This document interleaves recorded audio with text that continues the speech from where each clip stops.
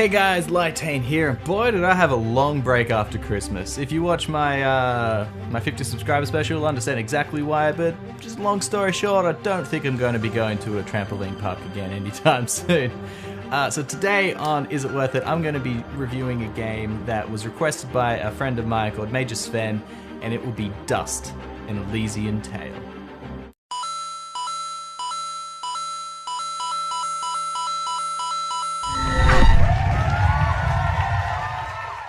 It is now the year 2017, if you can believe it, and I can say that for the last 10 or so years we have seen a rise in an area of gaming called indie. Indie games are short for independent, meaning they aren't made from big companies with vast resources and money at their disposal like Blizzard or Activision. These games are made by small teams of people or even individuals, and even though they may not be AAA, a lot of these games are truly fantastic. Back in 2004, a game called Cave Story came out which hit critical acclaim. It was made by one man over many years, and I won't go into too much detail now, that's for a future episode. It paved the way for independent developers to release these new games. As time went on, the indie games grew to be more popular and mainstream, and it also meant that they became more accessible, and some have even become timeless classics. Enter Dust. Dust was released in 2012, made primarily by one man, Dean Dodrill. He created all the art, the gameplay, the story, and the world. He did have some help with the music and voice acting of the game, but most everything else was his alone.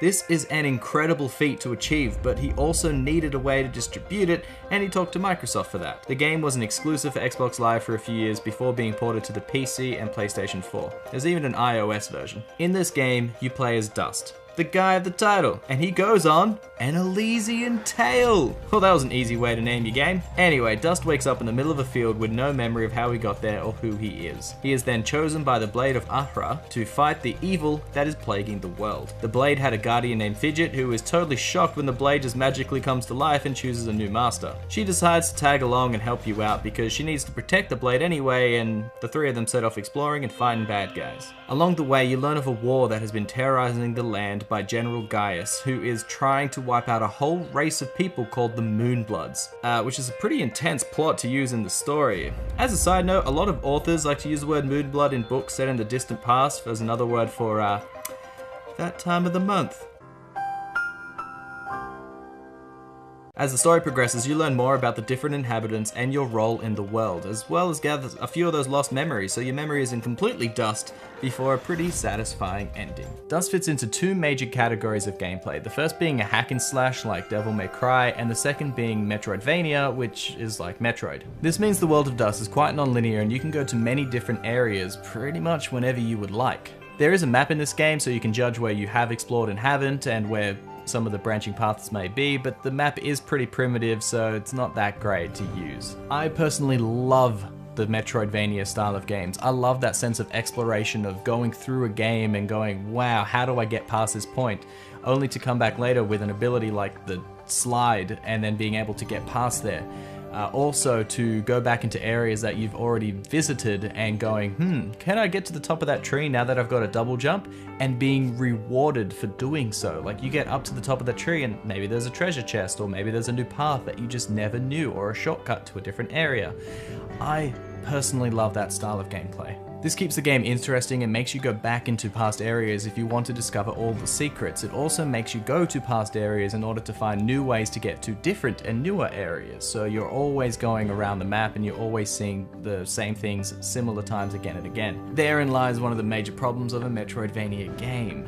You do have to go back, and there's so much backtracking that it can put off a lot of people. The fact that you do have to revisit some of the old areas again and again, just when you want to rush through because you already know where you want to go, only to be stopped by these mostly unskippable fights, it can get old pretty fast. As I mentioned a bit earlier, another common trope of the Metroidvania is the collectibles. Collectibles range in this game from health upgrades to little trinkets that upgrade your abilities, as well as a few secret things that you can find, which I'm not really going to mention here and now because that's pretty big spoilers in the game, but there's quite a few things that you can find. The main gameplay element, as mentioned earlier, is the hack and slash. This has you put in a series of button combinations in order to pull off certain moves and string together your own combos. As you progress, you learn more moves and specials, but the basics that you learn from the start will see you through to the end. The drawback to this is that the combat can get pretty dull in the game. There are varied enemies and moves, but I found myself constantly using the one combo, which was to launch the enemies into the air,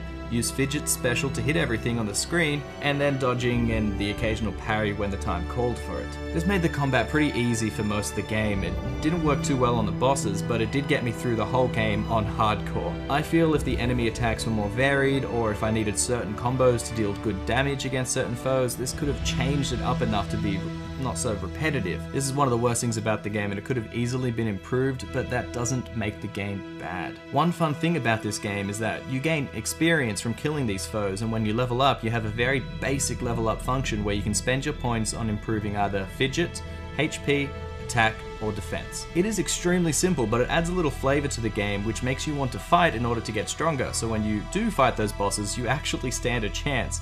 But it isn't too complex, which keeps with the style of this game. As with a lot of adventure games, there's even some side quests for you to do, like collecting certain things or talking to certain people in order to get some rewards in the game. Most of the NPC characters have at least one quest, so it makes the town feel more alive, and most of these quests are pretty forgettable though. It does add some extra content to the game though, so I'm not really complaining. As you can see so far, the visuals in this game are simply stunning. It boggles my mind that it was mostly down to one dude that worked on all of this. I could never have done this. I don't know how he managed to do it. It just looks gorgeous. I love the character style. I love the animation of each of the main characters. I do like the fact that there's this little anime cutscenes that they have, which further do the plot. But not all of the cutscenes are like that. Some of the cutscenes are just the static, one picture of Dust, one picture of who he's talking to, and then the picture changes depending on what emotion he's supposed to be feeling with the text box at the bottom. Each of the backgrounds of this game are just simply amazing and fun to look at, and each place is fairly memorable. From the grassy plains at the beginning, to the caverns underneath, to the haunted mansion that you even visit. Every place has a distinct feel and a distinct character. One thing that can be a big hit or miss with these kinds of games is the voice acting, but I gotta tell you now that Dust is very, very good when it came to the voice acting, which thank God for that, because it could have broken this game. The voice of the three main characters, Dust, Ara, and Fidget, are all fine. Dust has this broody, oh, everything's gonna bad and I just can't figure out who I am kind of voice. The blade of Ara has the majestic, everything is great and I know more than what I see. Some people don't like Fidget's voice though, because it is a high-pitched squeal, it's gonna talk like this. That was a very bad impersonation. I'm gonna put a real voice up now as comparison and just be like, wow. Well, then you leave me no choice. I challenge you. The winner gets the sword. Some of the NPC characters and side characters have okay voices, but none of them really stand out. The only other really notable character is General Gaius, and he sounds okay. He gets a menacing kind of feel to him throughout the game, and he's pretty cool. Now this is going to be a slight spoiler for those of you who have not played the game yet, but I will be pretty vague if you want to listen. One of the more interesting parts of this game is that there are super secret areas where Dust can meet up with other indie characters from other popular indie games that were around before this one came out. And as I have been learning, community and helping each other out is such an important part of this creative world, and I was shocked and happy when I saw some of these other indie game characters. It was like this one big happy family. It was cool on the other game's part, and I honestly didn't even know them all, so I had to look some of them up, and it was a fun experience. Dust: An Elysian Tale is a very easy worth it. The story is good, and the visuals are just simply amazing. And while the combat can get a little bit repetitive, and some of the backtracking can be a little bit annoying and cumbersome, those are only minor flaws in such a superb game. To think that most of this was done by one person who just wanted to do something he loved is just simply astonishing, and it just goes to show the heart that he put into this game shines through everywhere. I would say it's even better than some of the AAA titles that came out then and even now. I am proud that this is one of my 100% achievements on my Xbox 360, just gonna gloat right there, because I enjoyed every aspect of this game, and I highly recommend you guys check it out too. Seeing as how it's pretty available with the Xbox store and the PS4, maybe don't get it on the iOS because I always find the touchscreen controls a little bit flimsy and funny, but the other platforms should be fine. Go and check it out now. So anyway guys, what do you think about Dust: An Elysian Tale? I know it's an indie game, so maybe not everybody has played through it, but it is a fairly popular and famous indie game, so maybe you have. So don't forget to write down in the comments below what you thought of Dust, and don't forget to like and subscribe. Bye!